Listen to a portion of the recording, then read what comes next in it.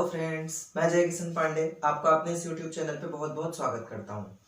हम class 10 CG के periodic classification of elements के बारे में देख रहे थे और इसमें हमने जो इसका इनिशियल हिस्ट्री था इसके बारे में स्टडी कर लिया था। आज हम यहाँ पे मेंडलीव्स पीरियडिक क्लासिफिकेशन के बारे में थोड़ा सा डिस्कस करेंगे।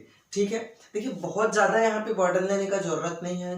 जो बातें आपको मैं बेसिक चीज़ें बताऊंगा उन्हीं को बस याद रखिएगा। ठीक है, क्योंकि मेंडलीव के पीरियडिक टेबल को हम मतलब यहाँ से जो क्वेश्चन आता है मेंडलीव पीरियडिक टेबल में वो मेरिट्स और डेमेरिट्स मतलब एप्लीकेशन और जो उसका लिमिटेशन है वहां से आता है।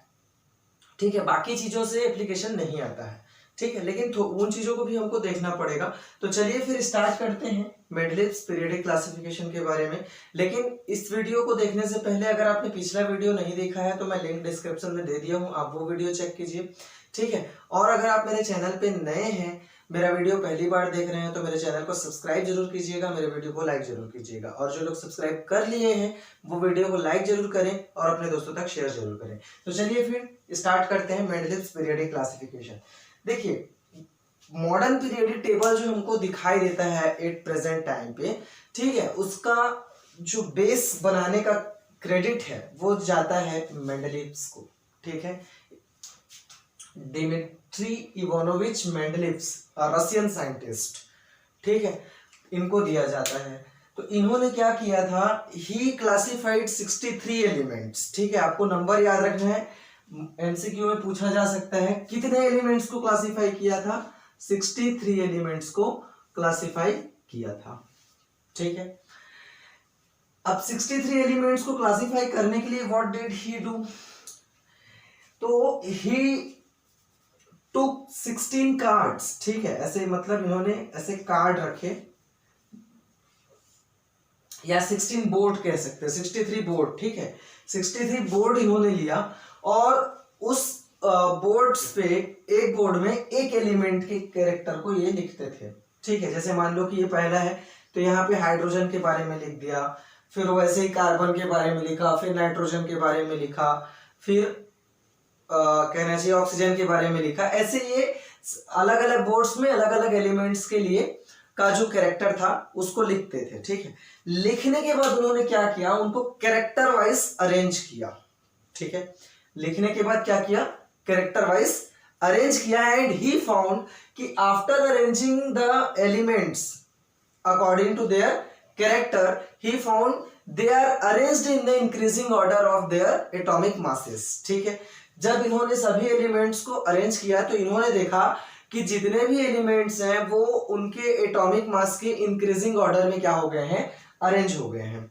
ठीक है, और इन्होंने साथ ही साथ ये भी देखा कि आफ्टर द फिक्स इंटरवल मतलब कुछ एक निश्चित अंतराल के बाद, कुछ एक कहना चाहिए कुछ एलिमेंट्स को क्रॉस करने के बाद जो सेम टाइप के एलिमेंट्स थे जिनका कैरेक्टर सेम था वो क्या कर रहे थे, कहना चाहिए रिपीट हो रहे थे, है ना। जैसे हाइड्रोजन के बाद फिर ऐसे अरेंज करते गए, फिर वैसा ही एलिमेंट इसके नीचे आ गया। जैसे मान लो जी कि यहाँ पे लिथियम आ गया। ठीक है, लिथियम आ गया। ठीक है, इसके नीचे सोडियम आ गया और इस इधर और ये करते गए हैं, है ना, इस साइड और अरेंज किया है इन्होंने। ठीक है, तो अब उसके बाद यहाँ पे फिर इधर भी अरेंजमेंट है और इतना अरेंज होने के बाद यहाँ पे सोडियम आ गया। तो ही फाउंड कि ये इनका जो कैरेक्टर है वो सब सेम है। तो आफ्टर द फिक्स इंटरवल, ठीक है, एक निश्चित अंतराल के बाद सेम टाइप के जो एलिमेंट्स थे वो क्या हो रहे थे, रिपीट हो रहे थे। तो उसको देखने के बाद he gave the periodic law. ठीक है, इसके बाद वो क्या किया, इस चीज को देखने के बाद कि जो सेम एलिमेंट्स हैं, सेम एलिमेंट कहने का मतलब सेम कैरेक्टर, सेम एक जैसे कैरेक्टर वाले जो एलिमेंट्स है ना, एलिमेंट्स विद सिमिलर कैरेक्टर, ठीक है, वो रिपीट हो रहे हैं। तो इसके लिए उन्होंने क्या किया था, अपना मतलब मेंडलीव्स पीरियडिक लॉ दिया था। अब मेंडलीव पीरियडिक लॉ का स्टेटमेंट क्या है,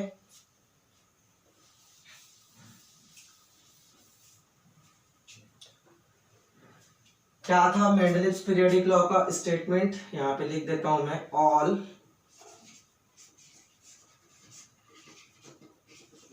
फिजिकल एंड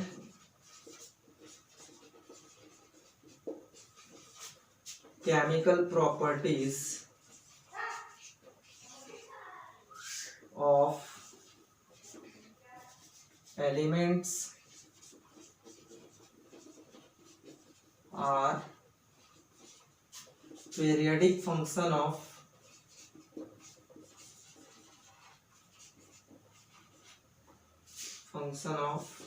their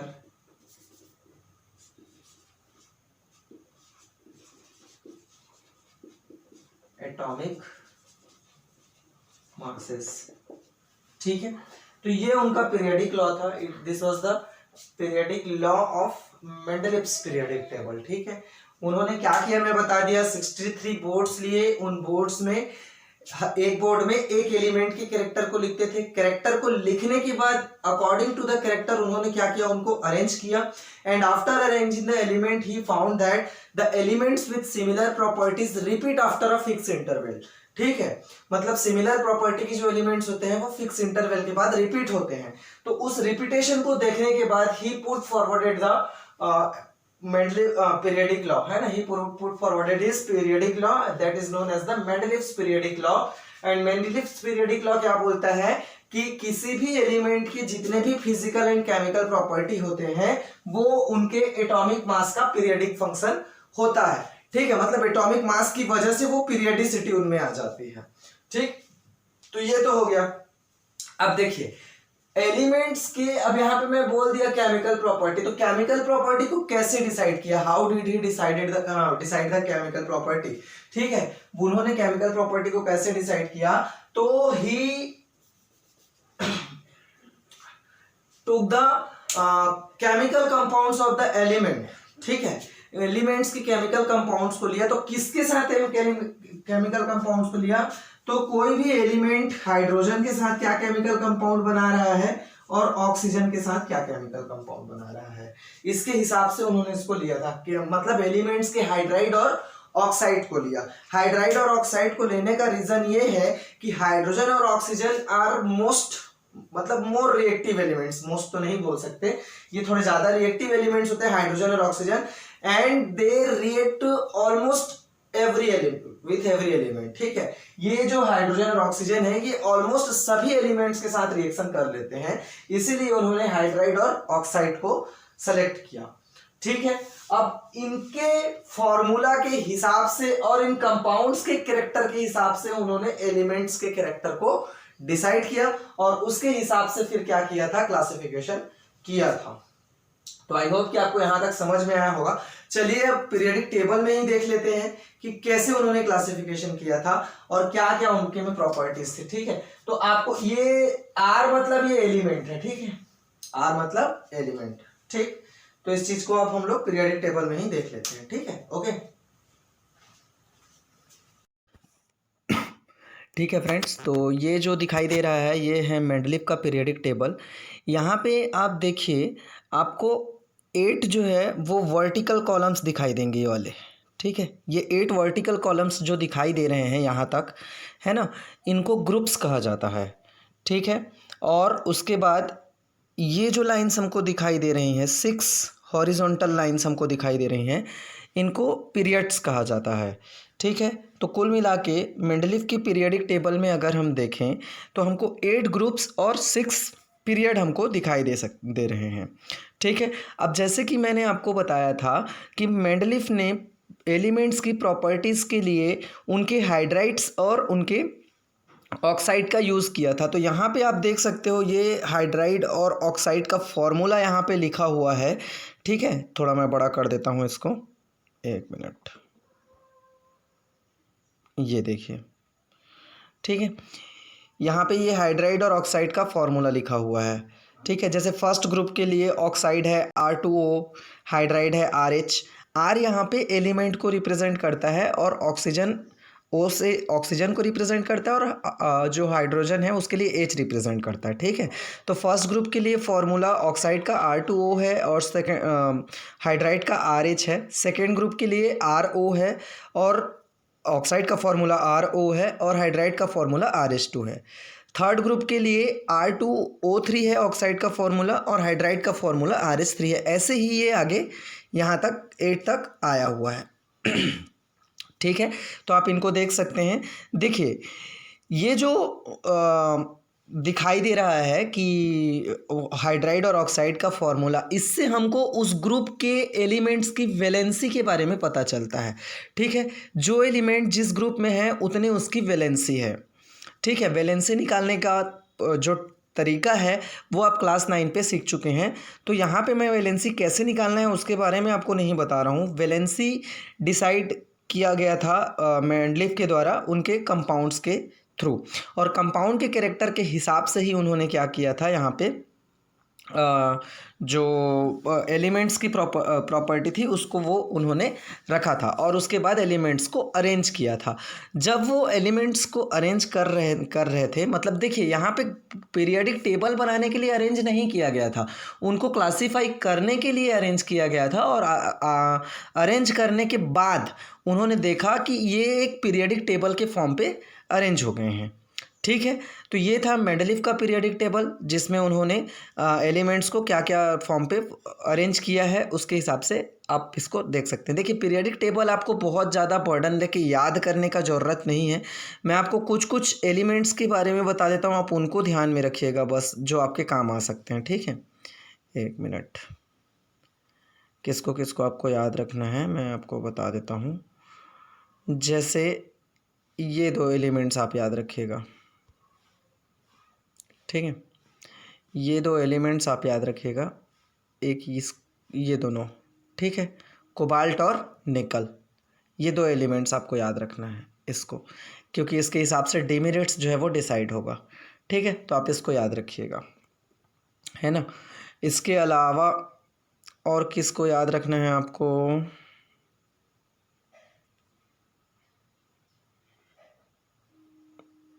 बस वो दो ठो को याद रखिएगा, डेमेरिट्स में हम उसको यूज़ कर लेंगे। ठीक है, बाकी को आपको याद करने का बहुत ज़्यादा रट्टा मारने का ज़रूरत नहीं है। तो ये था मेंडलीफ का पीरियोडिक टेबल, जिसमें हमने देखा कि इन्होंने कैसे एलिमेंट्स को अरेंज किया है। ठीक है, देखिए यहाँ पे याद रखिएगा कि जो ग्रुप है वही उस एलिमेंट की वैलेंसी है। जैसे हाइड्रोजन जो है फर्स्ट ग्रुप में आता है तो हाइड्रोजन की वैलेंसी 1 होगी, लिथियम फर्स्ट ग्रुप में आता है तो उसकी वैलेंसी 1 होगी। ठीक है, बेरिलियम सेकेंड ग्रुप में आता है तो उसकी वैलेंसी 2 होगी। ठीक है, बोरॉन थर्ड ग्रुप में आता है तो उसकी वैलेंसी 3 होगी, कार्बन फोर्थ ग्रुप में आता है तो उसकी वैलेंसी 4 होगी। अब यहाँ पे देखिए, नाइट्रोजन फिफ्थ ग्रुप में आता है तो उसकी वैलेंसी 5 नहीं होगी, उसकी वैलेंसी 3 होगी। ठीक है, ये हम लास्ट ईयर देखे थे कि वैलेंसी जो है 4 तक इंक्रीज होता है, फिर उसके बाद डिक्रीज होते जाता है इस यहाँ पे के लिए। ठीक है, और उसके बाद वेरिएबल वैलेंसी वाला जो केस है वो अलग है। जैसे फॉस्फोरस 5 और 3 दोनों की वैलेंसी शो करेगा। ठीक है, तो वो अलग है, वो आप हायर क्लास में पढ़ लीजिएगा। ठीक है, यहाँ पे आप याद रखिएगा कि फोर्थ ग्रुप कार्बन तक वैलेंसी इंक्रीज होता जाएगा, फिर नाइट्रोजन का 3 हो जाएगा, ऑक्सीजन का 2 हो जाएगा, और फ्लोरीन का फिर से 1 हो जाएगा। ठीक है, ठीक है फ्रेंड्स, अब मेंडलीफ की पीरियोडिक टेबल के हम कुछ स्पेशलिटी या फिर क्या बोलना सकते हैं, स्पेशल कैरेक्टर्स देख लेते हैं कि इसके मेरिट्स क्या थे, और उसके बाद उनके लिमिटेशन क्या है, मेंडलीफ के पीरियोडिक टेबल का डेमेरिट क्या है, उसको भी हम यहाँ पे देख लेते हैं। तो ठीक है फ्रेंड्स, हम देख लेते हैं मेंडलीफ की पीरियोडिक टेबल का अचीवमेंट और लिमिटेशन क्या क्या है। तो एक साइड मैंने अचीवमेंट लिखा हुआ है और दूसरे साइड मैंने लिमिटेशन लिखा हुआ है। तो पहले हम अचीवमेंट देखते हैं, फिर उसके बाद लिमिटेशन देखेंगे। तो सबसे फर्स्ट यहाँ पे हम जो पहला अचीवमेंट है उसको देखते हैं। तो Mendeleev periodic table is helpful या फिर used to study of elements. ठीक है, जो मेंडलीफ का पीरियोडिक टेबल है वो एलिमेंट्स की स्टडी करने के लिए यूज किया जाता है। अब कैसे, देखिए मैंने आपको मेंडलीफ पीरियोडिक टेबल में बताया कि हमको वहां पे ग्रुप्स दिखाई देते हैं और पीरियड्स दिखाई देते हैं। तो जब हम किसी पीरियड में लेफ्ट टू राइट मूव करते हैं, देखिए आप बुक निकाल लीजिए, पीरियोडिक टेबल को देखिए, वहां पे लेफ्ट टू राइट मूव करेंगे तो वहां पे क्या होगा, एलिमेंट्स के कैरेक्टर या फिर जो प्रॉपर्टीज है उनमें चेंजेस आते जाएंगे। लेफ्ट टू राइट मूव करेंगे तो लेफ्ट से अगर हम राइट की ओर जाते हैं तो जो प्रॉपर्टीज है वो चेंज होती जाएंगी। ठीक है, तो किसी पीरियड में when we move from left to the right in a period then the properties of the elements changes. ठीक है, तो क्या होता जाएगा, property of the element change होता जाएगा। लेकिन अगर हम उसी को ग्रुप में बात करें ठीक है, 8 ग्रुप है वहां पे और 6 पीरियड, तो पीरियड में मूव करेंगे लेफ्ट टू राइट तो क्या हो जाएगा कि प्रॉपर्टीज चेंज होते जाएंगे। ठीक है, और उसके बाद अगर हम ग्रुप का बात करें, ग्रुप में अगर हम टॉप टू बॉटम मूव करें, when we move from top to the bottom in a group, then the properties of the element does not change. ठीक है, लगभग एक जैसे होते हैं, कुछ चेंजेस होती है लेकिन वो बहुत माइनर चेंजेस होते हैं। ठीक है, तो देखिए अब साइज बड़ा हो रहा है तो सॉल्युबिलिटी वगैरह में डिफरेंसेस आ जाते हैं, बाकी जो उनकी केमिकल प्रॉपर्टी होगी ना वो लगभग एक जैसी होती है, ज्यादा डिफरेंसेस वहां पे नहीं होते इन अ ग्रुप। ठीक है, ग्रुप का अगर हम बात करें तो ग्रुप में ऊपर से नीचे आने पर केमिकल प्रॉपर्टीज में ज्यादा चेंजेस नहीं आते। ठीक है, फिजिकल प्रॉपर्टीज में थोड़े बहुत चेंजेस आते हैं। ठीक है, तो ये जो है, अब देखिए क्या होगा कि अगर आप मूव कर रहे हैं लेफ्ट टू राइट तो प्रॉपर्टीज में चेंजेस आ रहे हैं, लेकिन अगर आप ग्रुप में किसी एक एलिमेंट का स्टडी कर लेते हैं, किसी एक एलिमेंट की केमिकल प्रॉपर्टीज को जान लेते हैं, तो आपके पूरे ग्रुप का एलिमेंट्स के, पूरे ग्रुप एलिमेंट के केमिकल प्रॉपर्टीज को आपको रट्टा मारने का जरूरत नहीं पड़ेगा। तो इस तरीके से हम कह सकते हैं कि ये जो पीरियोडिक टेबल था वो प्रॉपरली अरेंज्ड था और वहां पे स्टडी ऑफ द एलिमेंट्स में क्या करता था, वो हेल्पफुल था। ठीक है, तो मेंडलीफ का जो पीरियोडिक टेबल था that was used to study the elements, properties of elements. ठीक है, आप यहां पे इसको लिख सकते हैं, स्टडी ऑफ प्रॉपर्टीज, ठीक है,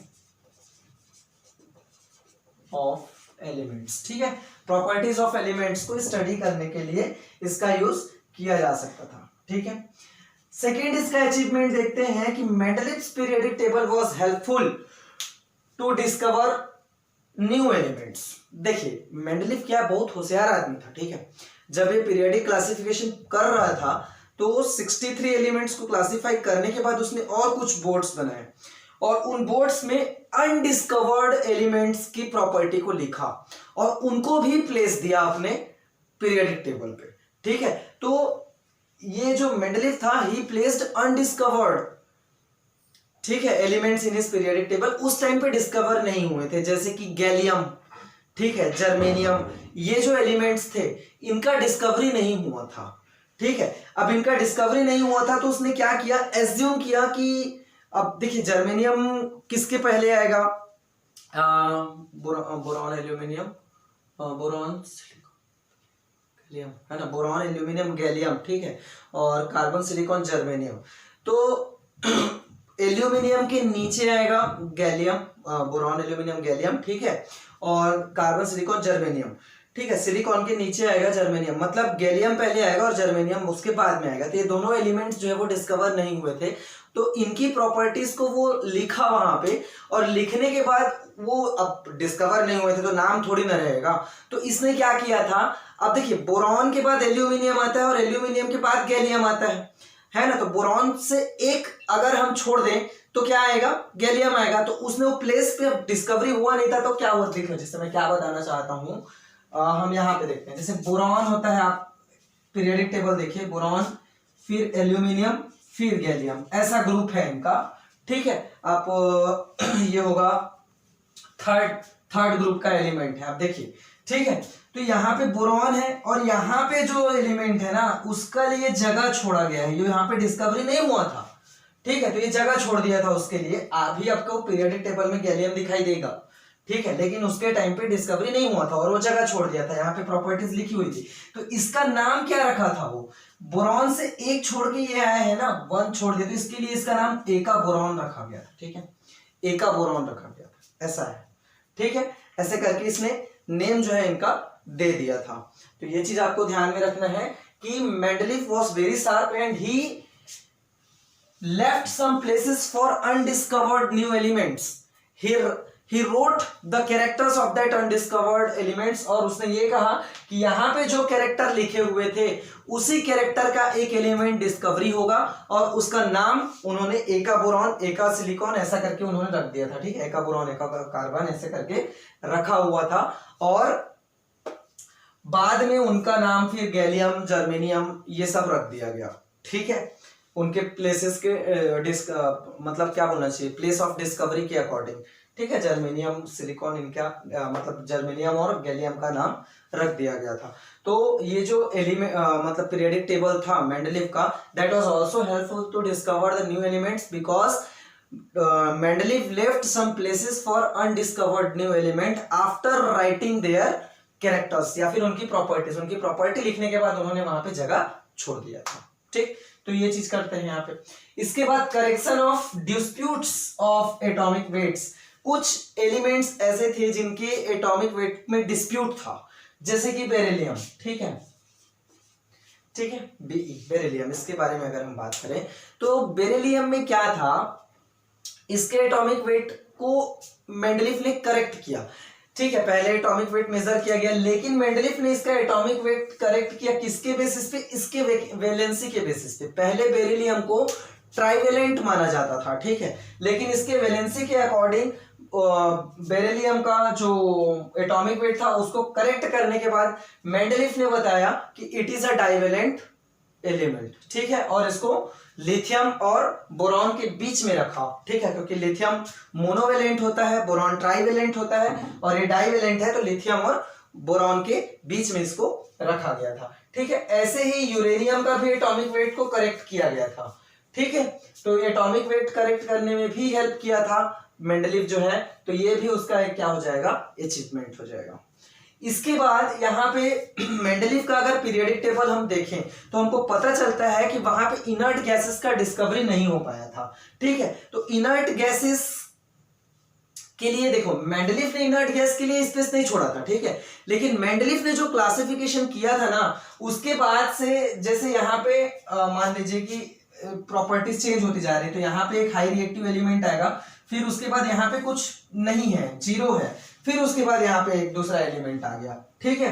तो यहाँ पे क्या होगा कि ये जो प्लेस होगा ना, यहाँ पे जीरो या फिर इनर्ट गैस, इनर्ट एलिमेंट हम यहाँ पे रख सकते हैं जो जीरो को रिप्रेजेंट करे, ठीक है। तो बाद में एक रामसे करके एक साइंटिस्ट थे, उन्होंने मेंडलीव के पीरियोडिक टेबल में इनर्ट गैस को जोड़ दिया था। मेंडलीव ने स्पेस नहीं छोड़ा था, रामसे करके एक साइंटिस्ट थे, उनको प्रोबेबिलिटी दिखी मेंडलीव के पीरियोडिक टेबल में कि वहां पे क्या किया जा सकता है, इनर्ट गैस को ऐड किया जा सकता है। तो रामसे करके जो साइंटिस्ट थे, उन्होंने मेंडलीव के पीरियोडिक टेबल में इनर्ट गैस को ऐड कर दिया था, ठीक है। तो ये भी एक स्पेशलिटी हो सकती है, ठीक। तो ये 4 अचीवमेंट्स आपको याद रखने हैं।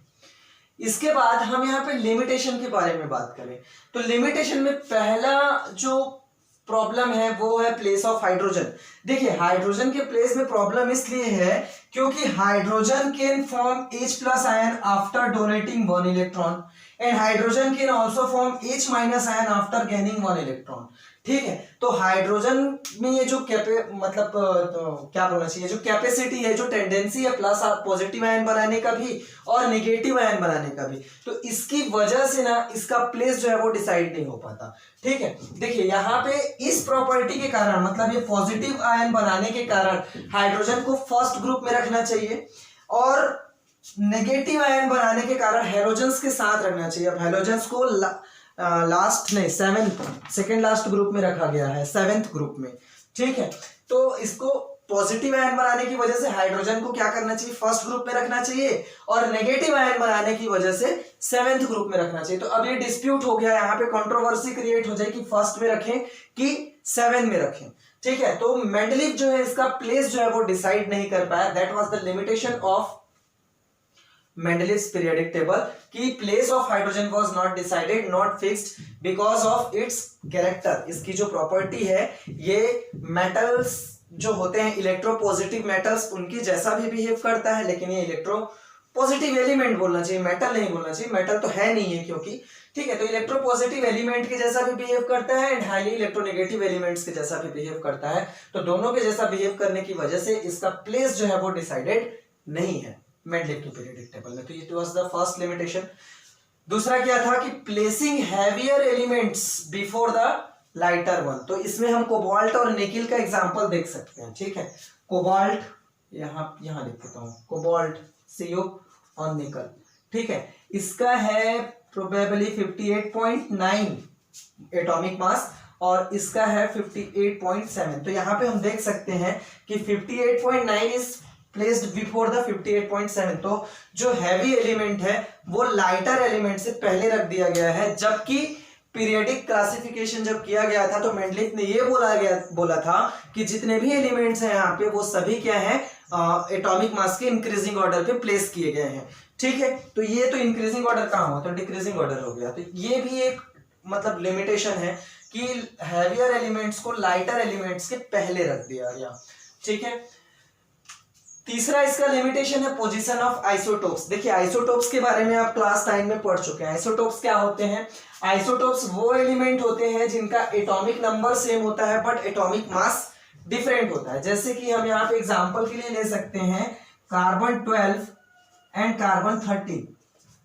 ठीक है, तो अब इनका एटॉमिक नंबर जो है वो दोनों का सेम है। ठीक है, 6 है इसका भी एटॉमिक नंबर, इसका भी 6 है, लेकिन एटॉमिक मास यहाँ पे पहले वाले का 12 है और एटॉमिक मास दूसरे वाले का 13 है। लेकिन अगर हम पीरियोडिक टेबल में मेंडलीफ की पीरियोडिक टेबल में देखें तो कार्बन 12 के बाद नाइट्रोजन 14 है और 13 के लिए कोई प्लेस नहीं है।